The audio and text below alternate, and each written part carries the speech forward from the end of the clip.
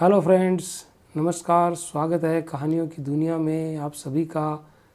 आज की हमारी कहानी तेनाली रामकृष्ण की चमत्कारिक कहानियों का तीसरा भाग। शुरू करते हैं आज की कहानी। धोखे को धोखे से जीतने वाला मेधावी रामकृष्ण। श्री कृष्ण देवरायलु ने अपने आस पड़ोस के कुछ छोटे छोटे राज्यों को जीत लिया था, उन्हें सामंत बना लिया था, विजयनगर के साम्राज्य को सुस्थिर कर लिया था, बहमनी सुल्तानों को भी परेशान करते रहे। अड़ोस पड़ोस के बीजापुर, अहमदनगर, बीदर, गोलकोंडा के नवाब मौका देखकर साम्राज्य का अधिग्रहण कर लेने की सोच रहे थे। वे अपने बल से रायलू जी को जीत नहीं सकते, ऐसा सोच लिया था। कई माया उपाय करके देख लिया था, लेकिन लाभ नहीं हुआ।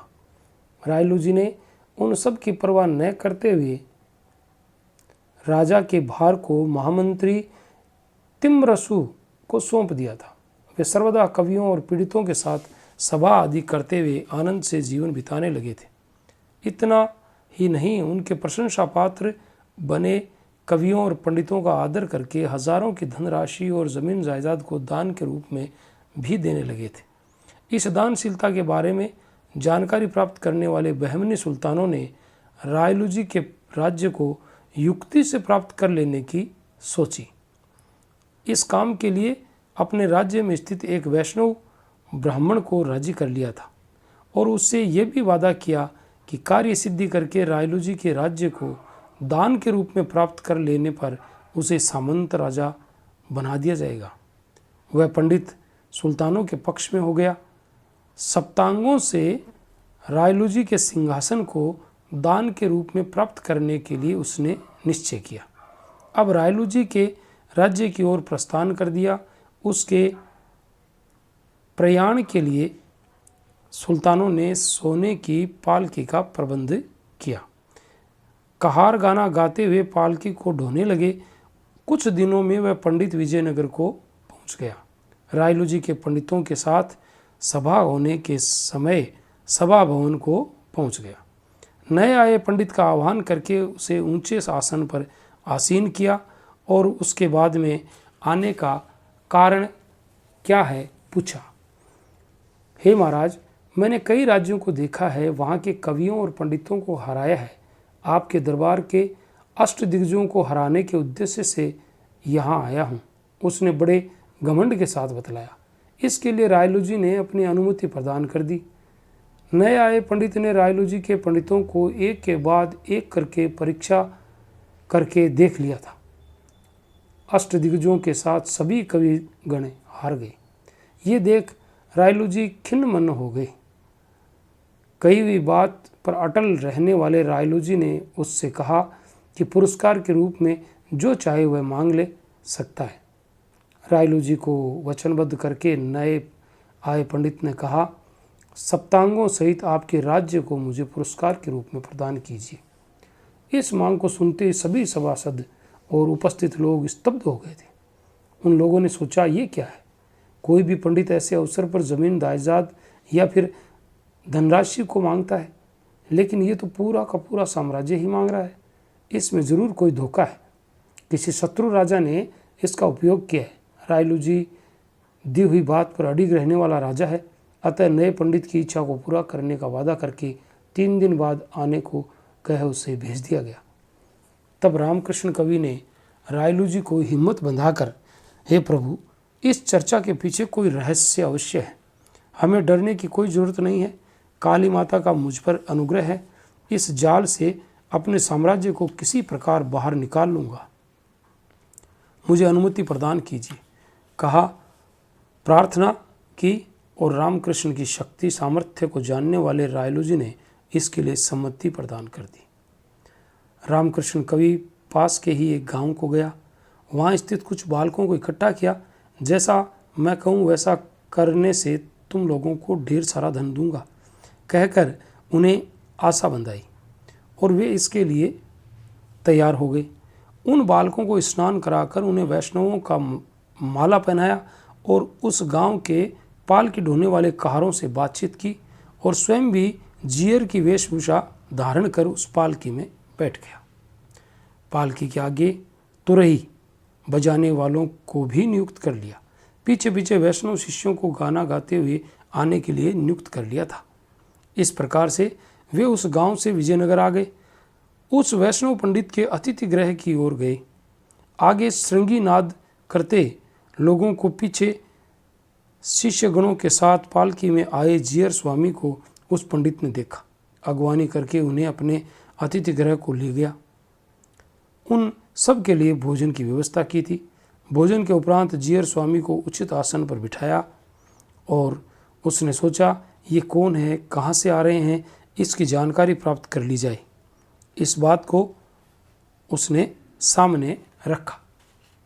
मैं सपरिवार श्रीरंगम से आया हूँ और मैं पूरी जगन्नाथ जाना चाहता हूँ। मार्ग में मुझे पता चला कि आपने अष्टदिग्गजों को हरा दिया है। ये सुनकर अत्यंत आनंदित हुआ। आपको देखने के लिए आया हूँ, उसने बताया। ये सुन उस पंडित को आनंद हुआ। आपकी मैं किस तरह से सहायता कर सकता हूँ, कहकर उसने पूछा। आपने ये कहा ये ही भूत है। श्रीरंगम में स्थित हमारे मठ का जीर्णोद्धार करना है, उसके लिए धन की आवश्यकता है। उसको इकट्ठा करने का काम आप जैसे पंडित ही कर सकते हैं और ऐसा करना आपका कर्तव्य भी बनता है। ये कहकर जियर स्वामी ने ऐसा कहा। मुझसे आप किस तरह की सहायता की अपेक्षा करते हैं, उस पंडित ने पूछा। आप सप्तांगों के साथ राज्य को रायलूजी से प्राप्त करने जा रहे हैं। उसमें से मुझे केवल 2 अंगों को क्या आप प्रदान कर सकते हैं, पूछा। अवश्य दूंगा, कह उस पंडित ने हाथ में हाथ धरकर वचन दे दिया। जियर स्वामी ने प्रसन्न होकर आपको रायलूजी द्वारा सप्तांग दान प्राप्त होने के पहले ही मुझे 2 अंगों का दान कर दीजिए। उस पंडित ने इस बात के लिए स्वीकार किया। वह रात बीत गई। दूसरे दिन दोनों पालकियों में रायलूजी के दरबार को जाए पहुँचे। एक के बजाय 2 जनों को देखने के कारण रायलूजी के साथ साथ सभी सभासद भी चकित हो गए। रायलूजी ने उन दोनों के लिए आसनों का प्रबंध किया। जियर स्वामी ने रायलूजी से कहा, हे प्रभु, आपने वैष्णव पंडित को सप्तांगों के साथ राज्य को दान में देने को कहा है। उन्होंने पहले से ही मुझे 2 अंगों का दान कर देने का वचन दिया है। उसमें से मैं 2 अंगों को लेकर बाकी अंगों को उस वैष्णव पंडित को दे दूंगा। अतः पहले आप सप्तांगों से युक्त राज्य को दान में दे दीजिए। ऐसा उन्होंने प्रार्थना की। रायलूजी ने अनिच्छा से ही सप्तांगों से युक्त राज्य को जियर स्वामी को दान में दे दिया। तदुपरांत जियर स्वामी उस वैष्णव पंडित से, हे महाशय, आपने मुझे 2 अंगों को दान में दिया है, बाकी के पंचांग ये हैं, ले लीजिए। कहते हुए जियर स्वामी ने पहले से ही छिपा कर लाए हुए पंचांग को उस वैष्णव पंडित को दे दिया। वैष्णव पंडित निरुत्तर हो गया। उसकी धोखाधड़ी कहीं बाहर प्रकट न हो जाए, सोच धीरे धीरे दरबार से खिसक लिया। रायलूजी के साथ सभा में स्थित सभी लोग बहुत आनंदित हुए। इस बीच रामकृष्ण ने जियर स्वामी की वेशभूषा का त्याग कर अपने वास्तविक रूप में प्रदर्शन दिया। सबको देखकर रायलूजी और अन्य पंडितों और कवियों ने जय जयकार किया। राजा की रक्षा के कारण प्रशंसा की जड़ी लगा दी। रायलूजी ने रामकृष्ण का अत्यधिक आदर सत्कार किया। तो ये थी रामकृष्ण की कहानी। इसका आगे की कहानी चलते हैं। इसके बाद इसी क्रम में अगली कथा क्या है, तिल की लकड़ियों से महाग्रंथ। रामकृष्ण ने तिल की लकड़ियों से महाग्रंथ कैसे बनाया। एक दिन रायलूजी भरी सभा में पंडितों से गोष्ठी कर रहे थे। इतने में द्वारपाल ने आकर कहा, हे प्रभु, आपके दर्शनों के लिए कोई पंडित आए हुए हैं। रायलूजी ने फौरन उन्हें अंदर ले आओ कहकर आदेश दिया। उस पंडित ने सभा में आते ही कहा, हे प्रभु, मैं कश्मीर से आया हूँ, मेरा नाम भैरव भट्ट है। मैंने वेद वेदांग और समस्त शास्त्रों का अध्ययन किया है। कई देशों की यात्रा भी की है।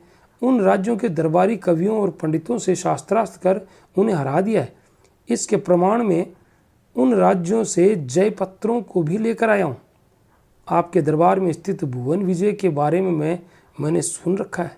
यहाँ स्थित पंडितों के साथ शास्त्रार्थ करने के लिए आया हूँ। उनको हरा सकता हूँ ऐसा विश्वास मुझे है। यदि वे मेरे साथ शास्त्रार्थ करने में संकोच करें तो आप भी मुझे इस प्रकार का जयपत्र प्रदान करें। उसकी बातों में घमंड झलक रहा था। मुझे जीतने वाला कोई है, यह अहंकार उसकी बातों में झलक रहा था। रायलू जी ने सभा में स्थित पंडितों की ओर देखा। भैरव भट्ट ने भी घमंड से सबको देखा।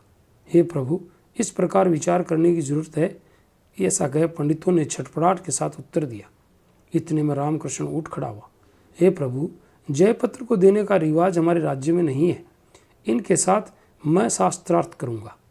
यदि मुझसे शास्त्रार्थ करने का सामर्थ्य और मनोबल है तो भैरव भट्ट से कहिए कि वे मुझसे शास्त्रार्थ करें। कह रायलू जी से निवेदन किया। ये सुनकर रायलू जी मन ही मन आनंदित हुए। सभी सभासदों ने चैन की सांस ली। दूसरे दिन शास्त्रार्थ करने के लिए सभा में उपस्थित होने के लिए रायलू जी ने भैरव भट्ट को भिजवाया। क्या भिजवाया? बुलावा भिजवाया। उस दिन सायंकाल से ही रामकृष्ण कवि अपने प्रयत्न में लग गया और तिल की सूखी हुई लकड़ियों को इकट्ठा कर लिया। उन्हें रस्सियों से बांधकर बड़ी गठरी सा तैयार किया। उसे सफ़ेद कपड़े से लपेटकर हल्दी और कुमकुम लगा दी उस पर। शिष्य के रूप में वेश धारण किया। उस गठरी को बगल में दबाकर भैरव भट्ट के निवास स्थान की ओर प्रस्थान किया। भैरव भट्ट बाहर बरामदे में बैठा हुआ था। विचित्र वेशभूषा धारण कर बगल में गठरी को दबाए जाते हुए रामकृष्ण को देखा। उस गठरी के बारे में जानने की जिज्ञासा उसमें जगी। अरे भैया, तुम कौन हो? तुम्हारे बगल में दबी ये गठरी क्या है? इसमें क्या है? इधर आओ, उसने रामकृष्ण से कहा। हे महाशय, मैं एक विद्यार्थी हूँ। रायलू जी के दरबारी कवि रामकृष्ण का शिष्य हूँ। मेरे बगल में दबी गठरी एक महत्तर उद्ग्रंथ है।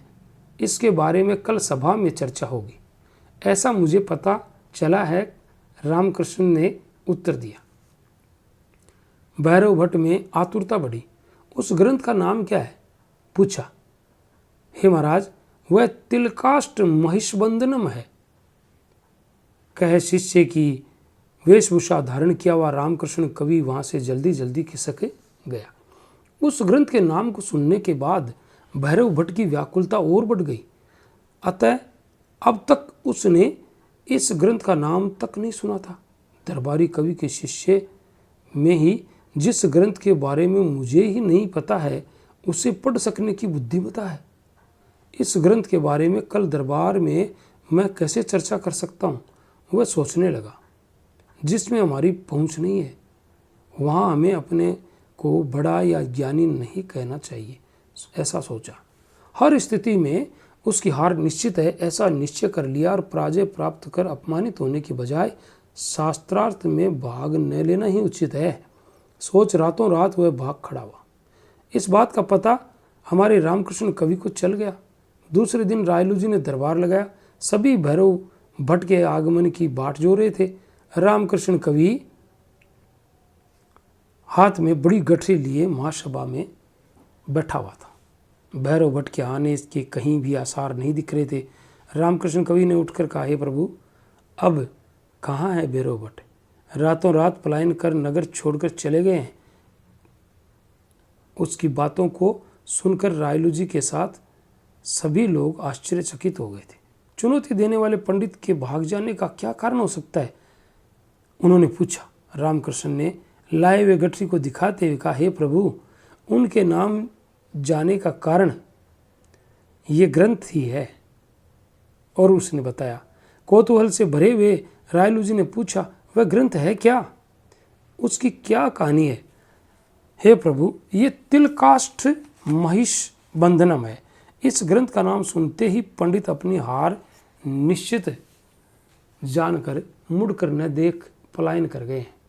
रामकृष्ण ने पूरी कहानी बता दी। रायलू जी उस सभा में उपस्थित किसी भी पंडित या कवि ने उस ग्रंथ का नाम तक नहीं सुना था। उसके बारे में जानने के लिए सभी में कौतूहल जागा। रामकृष्ण कवि ने तिल की लकड़ियों को ढांपे हुए वस्त्र को हटाया, उसमें बांधे हुए लकड़ियों को की सभा को दिखाया। रायलू जी ने कहा, यह बहुत ही विचित्र लग रहा है, जरा स्पष्ट करके बतलाइए। रामकृष्ण कवि ने मंद मंद मुस्कुराते हुए कहा, हे प्रभु, तिल काष्ठम से तात्पर्य तिल के पौधे के डंठल हैं और महिषबंधनम से तात्पर्य बैल को बांधने वाली रस्सी से। तिल काष्ठों को महिषबंधनम से बांध दिया है मैंने, और वही तिल काष्ठ महिषबंधनम हुआ। इस ग्रंथ के बारे में भैरव भट्ट पंडित को पता चले, इसका उपाय मैंने किया था। उन्हें मालूम हुआ बस क्या था, वे भाग खड़े हुए, कहकर विस्तार पूर्वक बतलाया। सभा में उपस्थित सभी लोग असमंजस की स्थिति में थे। पंडित वर्ग दिग्भ्रांत हो गया। बाद में रायलू जी के साथ सभी ने दरबार के गौरव को बनाए रखने वाले रामकृष्ण कवि की बुरी बुरी प्रशंसा की। ये थी रामकृष्ण की दूसरी कहानी।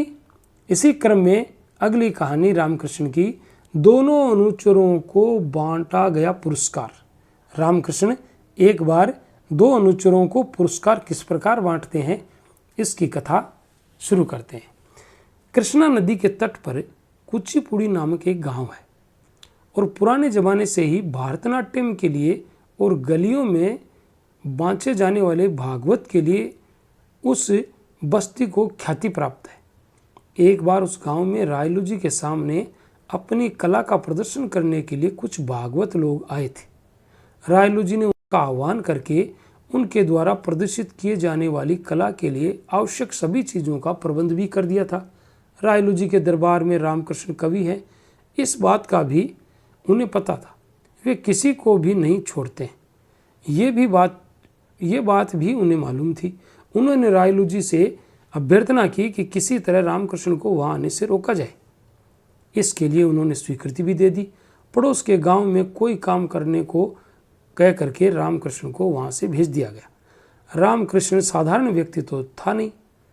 रायलू जी ने मुझे प्रदर्शन को नहीं देखने के उद्देश्य से यहाँ काम सौंपा है, इस बात को समझ लिया, लेकिन किसी तरह उस प्रदर्शन को देखने की मन में ठान ली थी। रायलू जी के कहे अनुसार पड़ोस के गांव को नहीं गया। कोई भी उसे पहचान न पाए, इस प्रकार ग्वाले का वेश धारण कर लिया।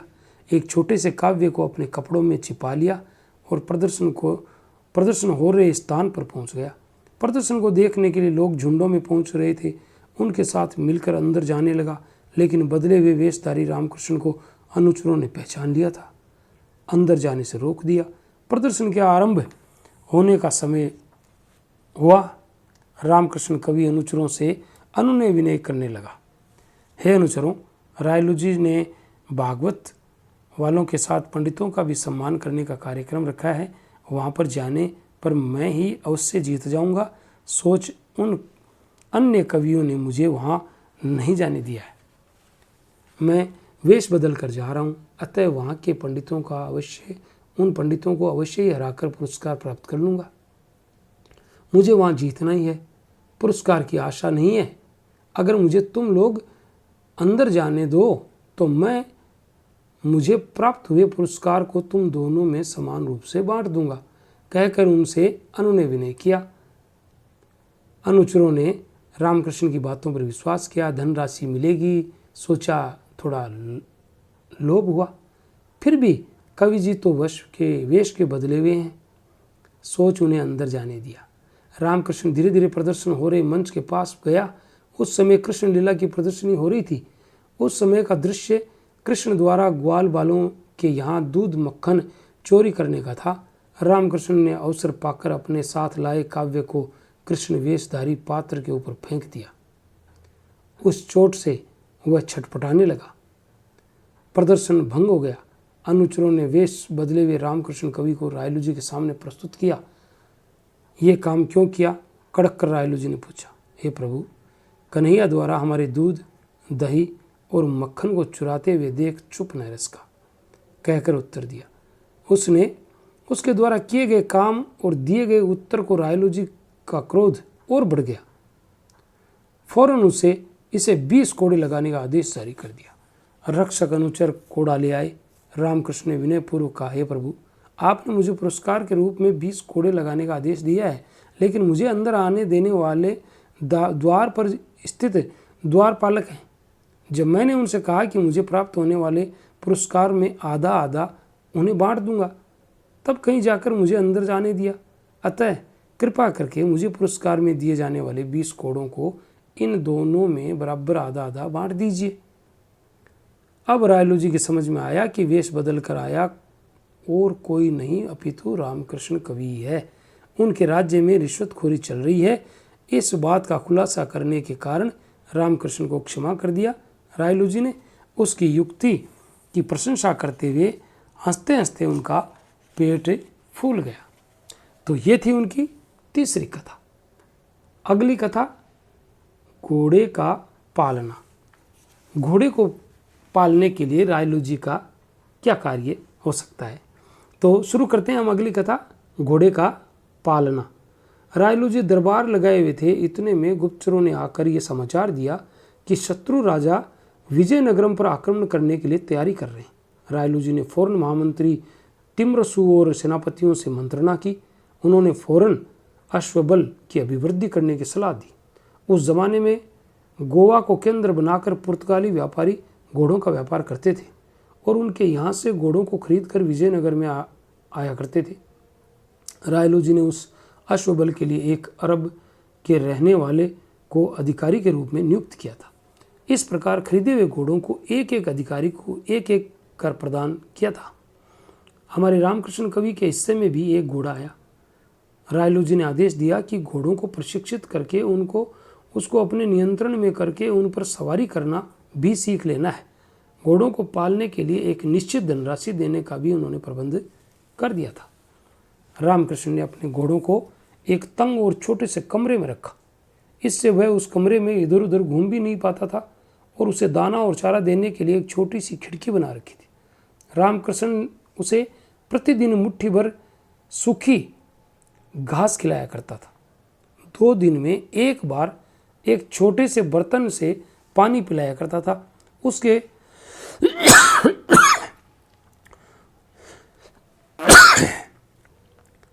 उसके पालन के लिए मिलने वाले धन का प्रयोग घर की जरूरतों के लिए किया करता था। रामकृष्ण ने घोड़े को एक दिन भी कुछ समय के लिए भी बाहर नहीं घुमाया था। भरपेट चारा, दाना और पीने को पानी न मिलने के कारण घोड़ा बहुत दुर्बल हो गया था, सूख कर कांटा हो गया था। कुछ समय पश्चात रायलू जी को घोड़ों को देखने का मन हुआ। हर किसी को अपने अपने घोड़े पर सवारी करके आने का आदेश दिया। अच्छा आहार मिलने के कारण अन्य लोगों के जो घोड़े थे वो काफ़ी तगड़े और हष्टपुष्ट दिख रहे थे। उन पर सवारी करते रहने के कारण वे काफ़ी चुस्त दिख रहे थे, इसलिए वे सभी घोड़े चढ़ कर आए थे। रामकृष्ण कवि बिना घोड़े के आया। ये देखकर रायलू जी ने पूछा, आपका घोड़ा कहाँ है? हे प्रभु, मेरा घोड़ा बहुत हठीला हो गया है। वह बहुत ही ऐंठता है। उसके आगे जाने पर काट खाता है, पीछे जाने पर दुलत्ती मारता है। मेरे दुर्भाग्य का कारण मुझे ऐसा वैसा घोड़ा प्राप्त हुआ है। कह अपनी बात कथा सुनाई। रायलू जी को उसकी बातों पर विश्वास नहीं हुआ। अश्वबल के अरबी अधिकारी को बुलाकर रायलू जी ने कहा, जाकर रामकृष्ण के घोड़े को एक बार देख आइए, उसके हालचाल के बारे में मुझे बताइए। तो रामकृष्ण ने उससे अपने घोड़े के रहने के स्थान पर ले गया और वह अरबी बहुत ही बलवान था। उसकी लंबी दाढ़ी थी और वह सफ़ेद हो चली थी। जो ही वह घोड़े को देखने के लिए खिड़की में से झांका तो उसकी दाढ़ी खिड़की के अंदर पहले गई और घोड़े को उसकी दाढ़ी रोज की सूखी घास की तरह लगी। फौरन उसे मुंह में दबाकर जोर से खींचना शुरू कर दिया।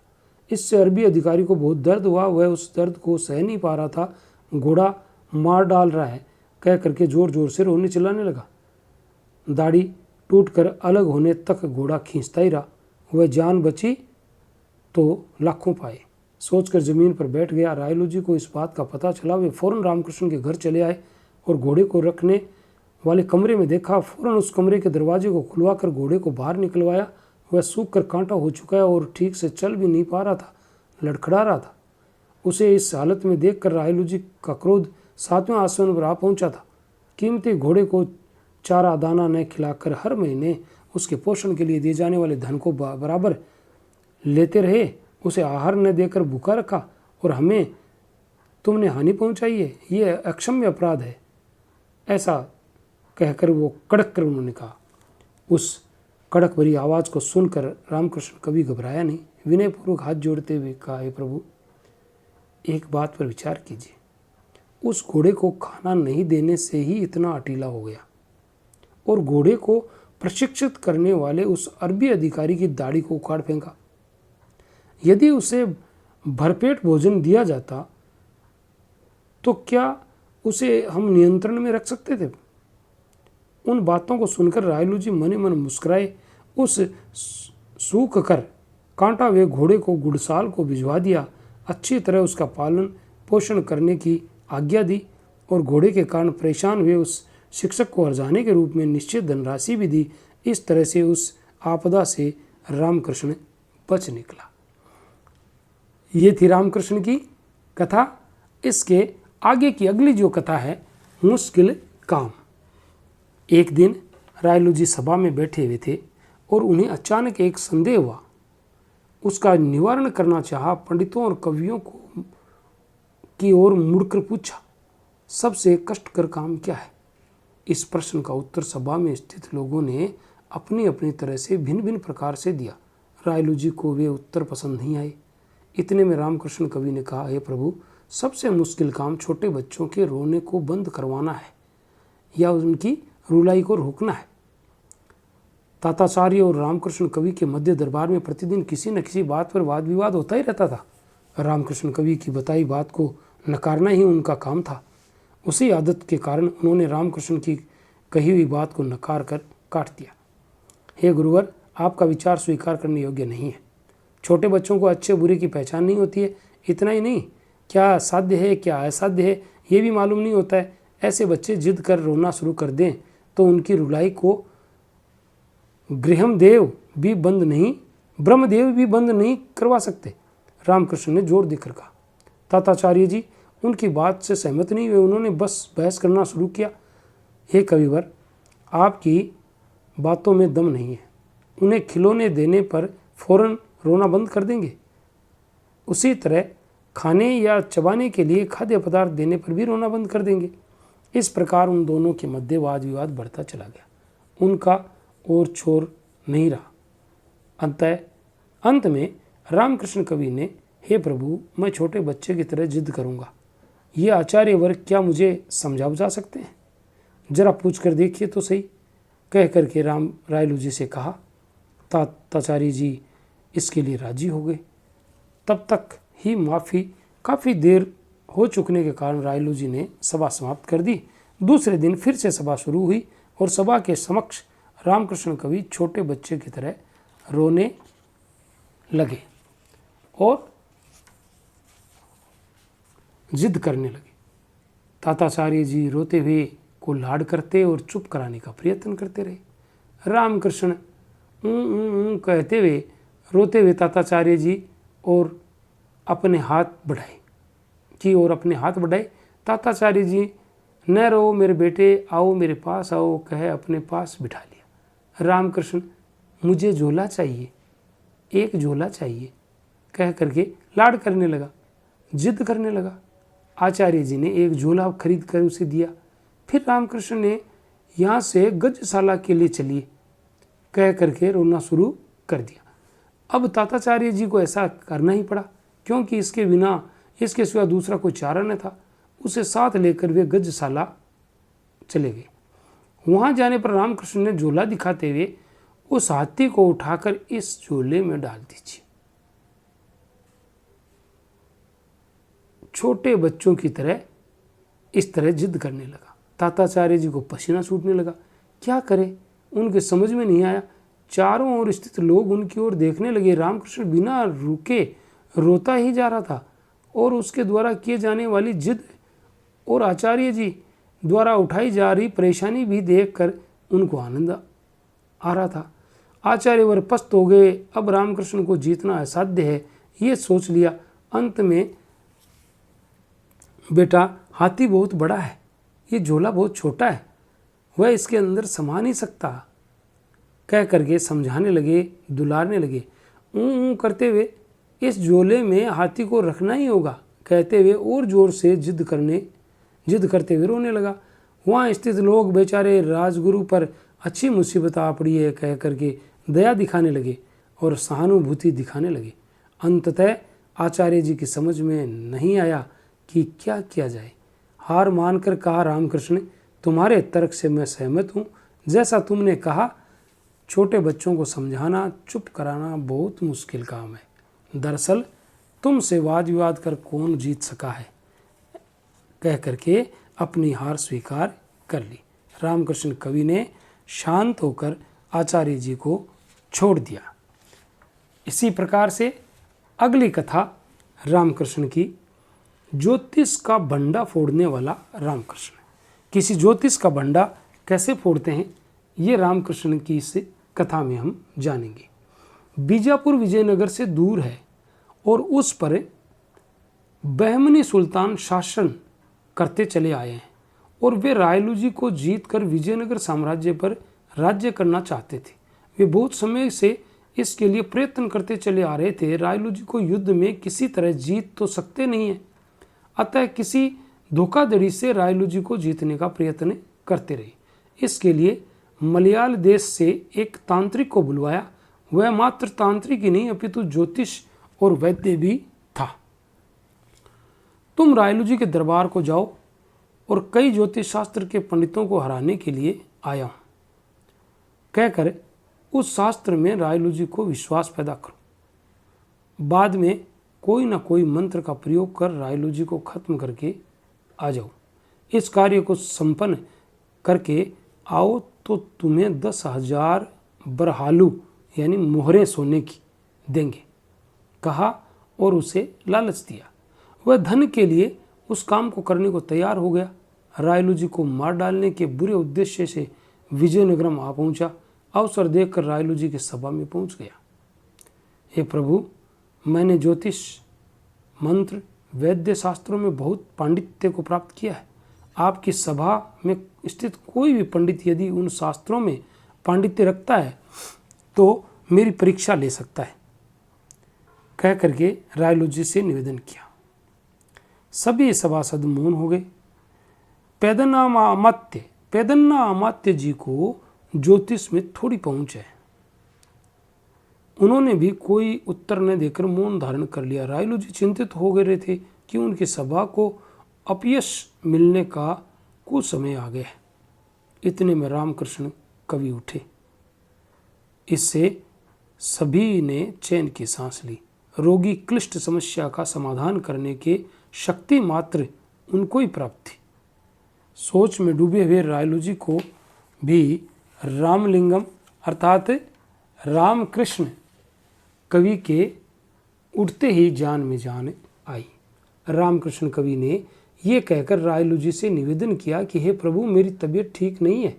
यदि ये महाशय 1 हफ्ते बाद आए तो मैं इनकी परीक्षा ले सकता हूँ। मलयाली तांत्रिक इसके लिए राजी हो गया। उसके रहने के लिए रायलू जी ने अतिथि गृह का प्रबंध भी करवा दिया। रामकृष्ण प्रतिदिन चुपके चुपके उस मलयाली तांत्रिक की गतिविधियों को देखता रहता था।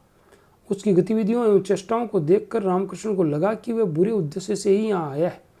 रायलू जी को महामंत्री तिमारसु का संरक्षण प्राप्त है, अतः रामकृष्ण कवि ने उनका आश्रय लिया और उस तांत्रिक के बारे में सारी सूचनाएं दी। उन्होंने ये भी बताया कि उन्हें क्या करना है, उसके लिए आवश्यक व्यवस्था भी करवा दी और सावधानी पूर्वक रहने लगा। 1 हफ्ता बीत गया। रायलू जी ने सभा में प्रवेश किया, सिंहासन पर आसीन हुए। कवि, पंडित और अन्य राज्य कर्मचारी भी अपने अपने आसनों पर आसीन हो गए। जैसा कहा था उसी के अनुसार मलयाली तांत्रिक भी सभा में उपस्थित हुआ। रामकृष्ण कवि ने उठकर, हे प्रभु, इस ज्योतिषी को आप अपनी जन्म कुंडली दिखाइए और उस पर उसका फल बताने को कहिए, कह रायलू जी से प्रार्थना की। रायलू जी ने अपनी जन्म कुंडली को मंगवाकर उस धोखेबाज ज्योतिष के सामने रखवाया और उसने कुंडली को देखकर कुछ गणना करने का नाटक किया। हे प्रभु, मैंने आपकी कुंडली का परिशीलन करके देख लिया है। इसके अनुसार आप पर 10 दिनों में घोर विपत्ति आने वाली है, मृत्यु भी होने के संकेत मिल रहे हैं, इसलिए शांति पूजा करवाया जाए तो अच्छा रहेगा। इसके लिए बहुत धन खर्च करना होगा, उस तांत्रिक ने बतलाया। रामकृष्ण कवि ने रायलू जी की कुंडली को हाथ में लिया, उसका परिशीलन करते हुए सा दिखावा किया। हे प्रभु, आप पर कोई आफत आने वाली नहीं है, मरण भय तो बिल्कुल भी ही नहीं है, आपको डरने की कोई जरूरत नहीं है। इस ज्योतिषी के कहे अनुसार किसी प्रकार की शांति पूजा आदि करवाने की जरूरत भी नहीं है। कह करके रायलू जी की हिम्मत बंधाई। तत्पश्चात ज्योतिषी की ओर मुड़कर, हे महाशय, आपको आपकी कुंडली में क्या है पता है ना? आपको ये भी पता होगा कि आप कितने समय तक जीवित रहेंगे? 10 वर्षों तक जीवित रहूंगा, कह उस मलयाली ज्योतिषी ने उत्तर दिया। रामकृष्ण ने उसकी कुंडली को हाथ में लिया और कुछ गणना करते हुए सा अंगुलियों को चलाते हुए दिखावा करने लगा। हे महाशय, आपकी कुंडली के अनुसार 10 दिन में आपकी मृत्यु हो सकती है, लेकिन रायलू जी की मृत्यु नहीं होगी। इस बात को छिपाकर रायलू जी को मरण भय है, आपने बतलाया है। आप 10 दिन बाद आइए, किसकी बात सच है का पता लग जाइएगा। ज्योतिषी ने कहा। उसकी कुंडली को लेकर रायलू जी को दिया। हे प्रभु, इन दोनों कुंडलियों को अपने पास रखिए। 10वें दिन किसकी कई बात सच है आपको पता चल जाएगी, कह रायलू जी ने से कहा। वैसा ही होगा। उन्होंने सभा समाप्त कर दी और 10 दिन बीत गए। 11वें दिन सभी सभा में उपस्थित हुए। ज्योतिषी भी आकर बैठ गया। पंडित, कवि और सभा में उपस्थित अन्य लोग ये जानने और देखने को उत्सुक थे कि क्या होगा। इतने में न जाने कहाँ से एक बाण छूट कर आया और ज्योतिषी की छाती में घुस गया, चुभ गया। वह फौरन गिर पड़ा। सभा में स्थित सभी लोग चकित थे। रायलू जी उस हठात घटना से चकित थे। सिंहासन से उठकर ज्योतिष के पास आए और रामकृष्ण की ओर देखकर, ये क्या रामकृष्ण? पूछा। हे प्रभु, ये झूठा ज्योतिष है। बहमनी सुल्तानों ने इसे आपको किसी तरह धोखा देकर मार डालने के लिए भेजा है। उनकी बातों में आने के कारण उचित दंड ही इससे मिला, बतलाया। रायलू जी ने ज्योतिष से पूछकर वह बात सही है इस बात का पक्का कर लिया। रायलू जी ने उस पर दया दिखाकर घाव का उपचार करवाया। कभी भी इस प्रकार के नीचे कामों को करने के लिए तैयार मत हुआ करो, कह करके चेतावनी दे करके कुछ धनराशि को देकर उसे भेज दिया। मैंने महामंत्री तिमारसु की सहायता से इस योजना को बनाया था। और रामकृष्ण ने रायलू जी से विनम्र निवेदन किया। रामकृष्ण कवि और महामंत्री तिमारसु की रायलू जी ने बुरी बुरी प्रशंसा की। इस तरह से रामकृष्ण कवि ने बहमनी राजाओं की चालों को नाकाम कर दिया था। इस प्रकार अगली कथा रामकृष्ण की, चोरों को धोखा देने वाला रामकृष्ण। चोरों को धोखा किस प्रकार से रामकृष्ण के द्वारा दिया जाता है, तो सुनते हैं अगली कथा। रात को सोने के पहले अपने घर के बरामदे पर टहलना रामकृष्ण की आदत थी। एक दिन यथाविध दीपक जलाकर वह टहल रहा था। पास ही की झाड़ी में कुछ आहट सुनाई दी। रामकृष्ण ने समझ लिया कि उस झाड़ी में कोई छुपा हुआ है। वे चोर भी हो सकते हैं और वे उसके घर को लूटने के लिए ही आए हैं। इस बात का अनुमान रामकृष्ण ने लगा लिया था। पत्नी को आवाज़ देकर बुलाया। उसके पास आते ही चोरों को सुनाई देने जैसी ऊंची आवाज़ में इस तरह से कहना शुरू कर दिया, अजी सुनती हो, हमारे विजयनगर में चोर खुल्लम खुल्ला चोरी कर रहे हैं, घरों में सेंध लगाकर चोरी कर रहे हैं। इसके लिए मुझे एक उपाय सूझा है। हमने अपने घर में आभूषण, सिक्के आदि संभाल कर रखे हैं ना, उनको गठरी में बांधकर इस कुएं में डाल देंगे, वे वहीं सुरक्षित रहेंगे। घर में सेंध लगाकर यदि वे अंदर घुसे भी तो उनके हाथ कुछ नहीं लगेगा। छुपे हुए चोरों ने उनकी बात को सुन लिया। बिना मेहनत किए ही धन मिल जाएगा सोचकर मन ही मन खुश हो गए। इसके बाद रामकृष्ण ने घर के अंदर जाकर कंकड़ पत्थर आदि को चुनकर 2 गठरियां बना डाली। उन्हें ले जाकर कुएं में फेंक आया। घर में जाकर दरवाजे बंद करके सोने का नाटक करने लगा। आधी रात को छुपे हुए चोर कुएं के पास पहुंचे। बिना मेहनत के ही आभूषण धन आदि मिल जाएगा ऐसा सोचा था उन्होंने। एक कुएं के बाहर था, बाकी दोनों कुएं के अंदर उतरे थे। कुएं में पानी अधिक था, अतः ढूंढने पर भी गठरियां नहीं मिली।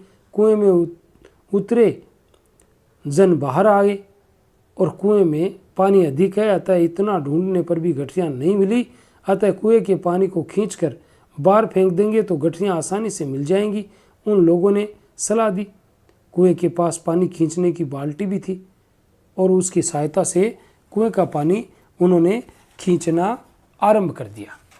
और सोए बिना इस कौतुक को देखने के लिए रामकृष्ण बाहर आया। अंधेरे में उन्हें दिखाई न देते हुए चुपके चुपके उनके द्वारा खींचकर फेंके हुए पानी को पौधों की ओर मोड़ने लगा। रात भर से उन्होंने मुर्गे के बांग देने तक पानी खींचा। कुएं में उतरकर दिखाई दिए गठरियों को लेकर बाहर आए।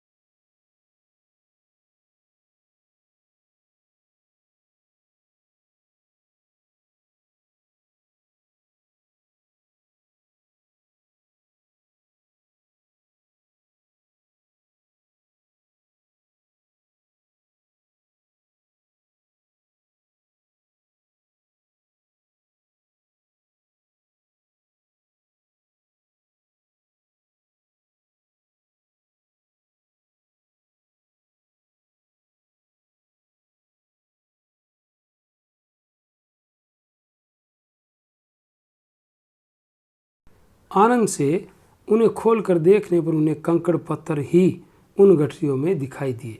वे चौंक पड़े, हमें ही चकमा दे दिया ना, ये ब्राह्मण आश्चर्य में पड़ गए। वे बचने के प्रयत्न में थे। इतने में रामकृष्ण कवि बलपूर्वक उनके सामने आ गया। चोरों को संबोधित करते हुए, आप लोगों ने मेरी बहुत सहायता की है। आपके द्वारा खींचे पानी को पेड़ पौधों तक पहुंचा सका हूँ, लेकिन और कुछ पेड़ पौधे बाकी हैं, उन तक पूरी तरह से पानी नहीं पहुंच पाया है, और उनके लिए भी थोड़ा और पानी खींचिए, कहा। चोरों ने घबरा कर भाग जाने का प्रयत्न किया।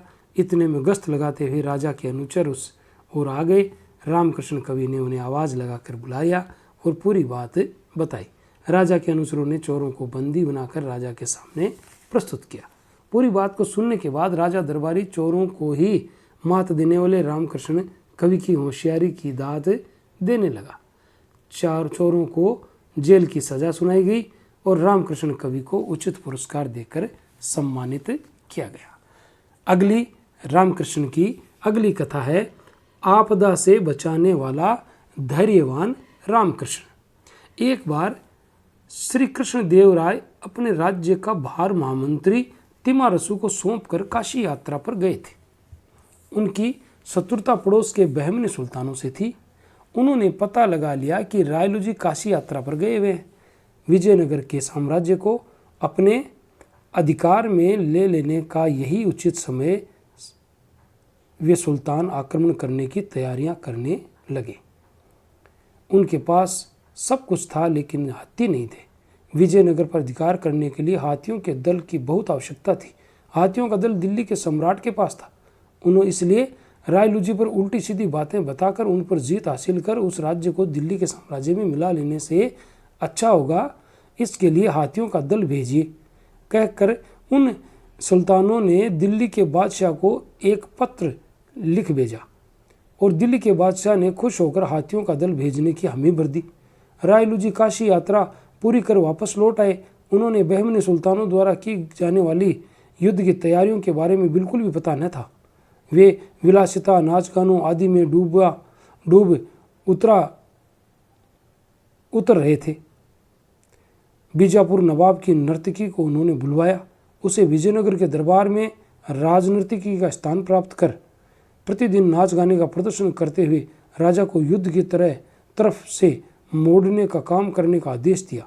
ऐसा करने को कहा जिससे रायलू जी का मन नाच गानों में ही लगा रहे और युद्ध के बारे में सोचे भी नहीं। उस कार्य को करके आने पर बहुत सारे धन को देने का वादा भी किया उन सुल्तानों ने। इस कारण वह नृत्यांगना 1-2 दिन नहीं अपितु महीने भर राजा के सामने नृत्य का प्रदर्शन करती रही। हमारे रामकृष्ण कवि हर बात को तीक्ष्ण दृष्टि से देखा करते थे। उन्होंने उस नृत्यांगना पर, उसकी चाल ढाल पर शक हो गया। किसी न किसी प्रकार उसके रहस्य का पता लगाने की ठान ली और हिंजड़े का वेश धारण कर उस नर्तकी से नृत्य परिचय बना लिया। उसके परिवार का एक सदस्य बन गया और उसके क्रियाकलापों पर एक नज़र डाले रखी। एक दिन बीजापुर से एक और स्त्री उस नर्तकी के घर आई थी। वह नर्तकी से एकांत में बातें किया करती थी। रामकृष्ण कवि ने छुप छुप कर उनकी बातों को सुन लिया था। उस नई स्त्री ने नर्तकी से कहा, दिल्ली से हाथियों का दल पहुंच रहा है और बहमनी सुल्तान विजयनगर पर आक्रमण करने के लिए बिल्कुल तैयार है। तुम्हें कुछ दिन और रायलू जी का मन युद्ध की ओर न जाने जैसा उपाय करना होगा।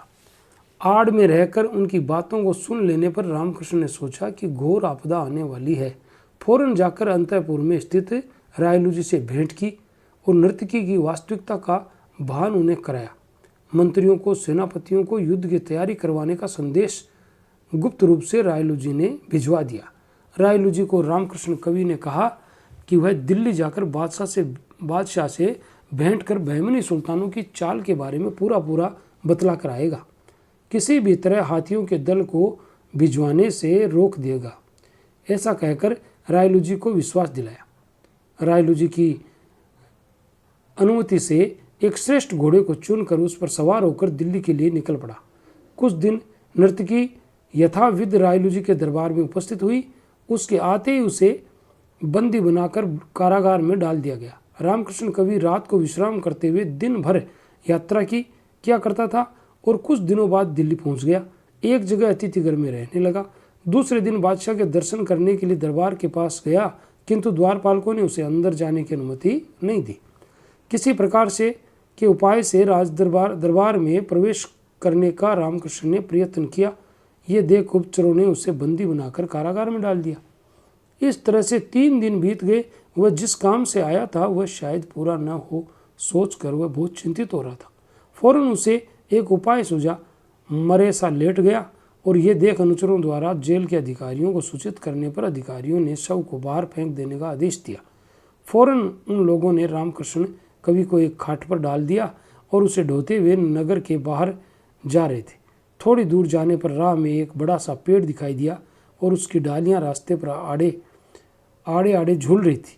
अवसर देखकर रामकृष्ण उन डालियों को पकड़कर पेड़ पर चढ़ गया और आपने को अच्छी तरह से छिपा लिया।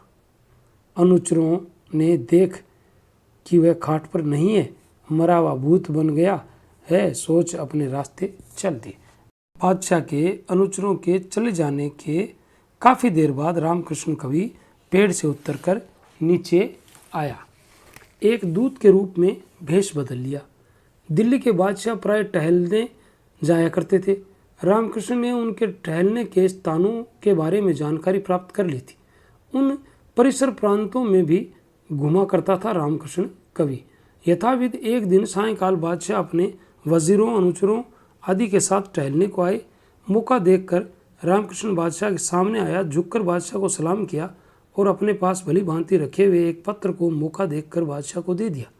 उस पत्र को पढ़ने के बाद बादशाह के चेहरे के रंग बदलने लगे। ये देखकर रामकृष्ण मन ही मन मुस्कुराया।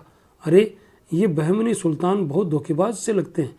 हमारे साथ मित्रतापूर्वक रहने वाले श्री कृष्ण देव राय के बारे में उल्टा सीधा चुगली कर युद्ध के लिए हमारी सहायता मांगी है। उनके कपट और उपायों के बारे में मैं जान नहीं सका। अब क्या किया जाए? कह करके बादशाह ने अपने वजीर से पूछा। उन्होंने ये कहकर सलाह दी कि हे प्रभु, आपको चिंता करने की आवश्यकता नहीं है।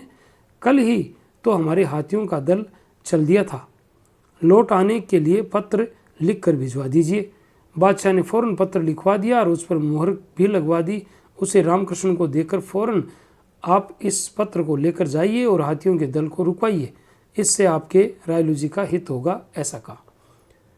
रामकृष्ण कवि ने आनंद से बादशाह को फिर से सलाम किया और पत्र को लेकर फौरन अपने ठिकाने को पहुंच गया और अपने घोड़े पर सवार होकर जिस ओर हाथियों का दल गया था उसी दिशा की ओर चल दिया। रास्ते में उनसे मिला। बादशाह द्वारा दिए गए पत्र को उस हाथियों के दल के अधिकारी को दिया और उसने उस दल को फौरन दिल्ली की ओर मोड़ दिया। उसके बाद रामकृष्ण कवि अपने घोड़े पर चढ़कर विजयनगर की ओर चल दिया और वह कुछ दिनों में विजयनगर पहुंच गया। फौरन रायलू जी के दर्शन किए, पूरी बात को विस्तार पूर्वक उन्होंने बताया और दिल्ली बादशाह की मित्रता को भी प्राप्त कराया हूँ, ऐसा कहा। रायलू जी बहुत ही आनंदित हुए और पुराने ज़माने के चाणक्य और युगंधर आदि की प्रज्ञा के बारे में हमने सुन रखा है। अब उनसे भी बड़ी रामकृष्ण की प्रज्ञा को देखा है, कहकर उसकी प्रशंसा की। दूसरे दिन रायलू जी ने दरबार लगाया। रामकृष्ण ने हमारे राज्य के लिए बहुत ही हित किया है, कह करके सभी से जो कुछ हुआ उसके बारे में बतलाया और अपनी युक्ति से विजयनगर पर आने वाली विपत्ति का नाश करने वाला धैर्यवान है, कहकर उसकी प्रशंसा की। इतना ही नहीं, ढेर सारे धन को उसे देकर पुरजनों के समस्त बहुत अच्छी तरह से सम्मानित किया। इस प्रकार से तेनाली रामकृष्ण की ये कथाएं यहीं पर समाप्त होती है और इसी प्रकार की बहुत ही मज़ेदार और शिक्षाप्रद कहानियाँ सुनते रहने के लिए हमारे साथ बने रहे और हमारे चैनल को लाइक कीजिए, शेयर कीजिए और सब्सक्राइब कीजिए। Thanks for watching.